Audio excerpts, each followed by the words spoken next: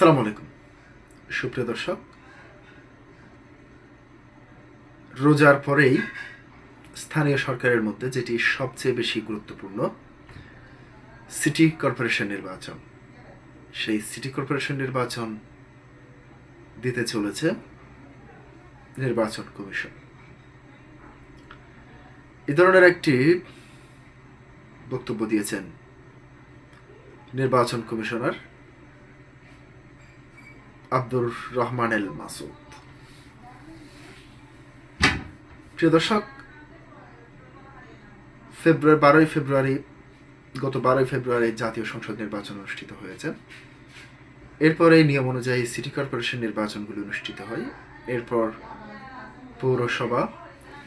পৌরসভার পাশাপাশি উপজেলার পরপরই পৌরসভা, এরপরে স্থানীয় সরকারের সবচেয়ে বেশি যেটি গুরুত্বপূর্ণ ইউনিয়ন পরিষদ নির্বাচন অনুষ্ঠিত হওয়ার কথা। প্রিয় দর্শক, এই নির্বাচনে কি দলীয় প্রতীক নিয়ে নির্বাচন করবেন প্রার্থীরা, নাকি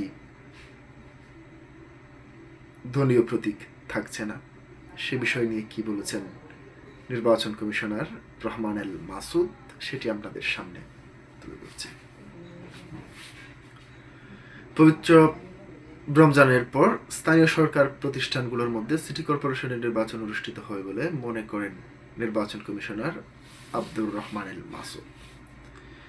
আজ রোববার দুপুরে সিটি নির্বাচন কমিশন বিটে কর্মরত সাংবাদিকদের সংগঠন reporters for election and democracy RFED কার্যনির্বাহী কমিটির নির্বাচন উপলক্ষে নির্বাচন ভবনে মিডিয়া সেন্টারে আয়োজিত অনুষ্ঠানে তিনি এইসব কথা বলেন।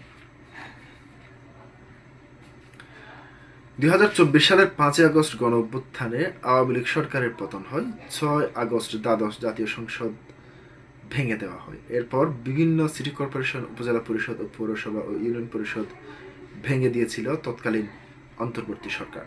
গত 12 ফেব্রুয়ারি ত্রয়োদশ জাতীয় সংসদ নির্বাচন অনুষ্ঠিত হয়। তখন বিভিন্ন স্থানীয় সরকার প্রতিষ্ঠান নির্বাচনের প্রস্তুতি নেওয়া হচ্ছে, তবে কবে এসব নির্বাচন হবে তা এখনো সুনির্দিষ্ট করে ঘোষণা করেনি নির্বাচন কমিশন। ইতিমধ্যে 6টি সিটি কর্পোরেশন রাজনৈতিক ব্যক্তিদের প্রশাসক হিসেবে নিয়োগ দিয়েছে সরকার। সরকারের পক্ষ থেকে বলা হয়েছে সঠিক সময়ে স্থানীয় সরকার নির্বাচন হবে।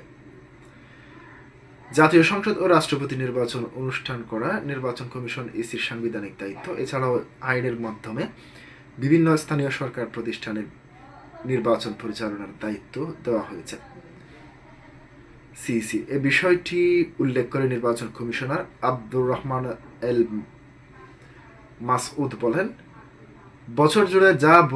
বছরের বেশিরভাগ সময় জুড়ে বিভিন্ন স্থানীয় সরকার প্রতিষ্ঠানের নির্বাচন অনুষ্ঠিত হবে। তিনি মনে করেন রমজানের পরে স্থানীয় সরকারের সিটি কর্পোরেশন নির্বাচন অনুষ্ঠিত হবে। এই নির্বাচন কমিশনার বলেন, এক্ষেত্রে একটি বিষয় রয়েছে। সিটি কর্পোরেশনের মেয়র পদের দলীয় প্রতীকের নির্বাচন বিধানটি বাদ দিয়ে অন্তর্বর্তী সরকার অধ্যাদেশ জারি করেছিল। যতগুলো অধ্যাদেশ জারি করা হয়েছে সেগুলো জাতীয় সংসদের প্রথম অধিবেশনের সংসদে উত্থাপন করতে হয়। সংসদ সেটাকে বিবেচনা করে যেটা রাখার প্রয়োজন সেটা রাখবে। সংসদে উত্থাপনের 30 দিনের মধ্যে এটি অনুমোদন করা না হলে সেটি বাতিল হবে।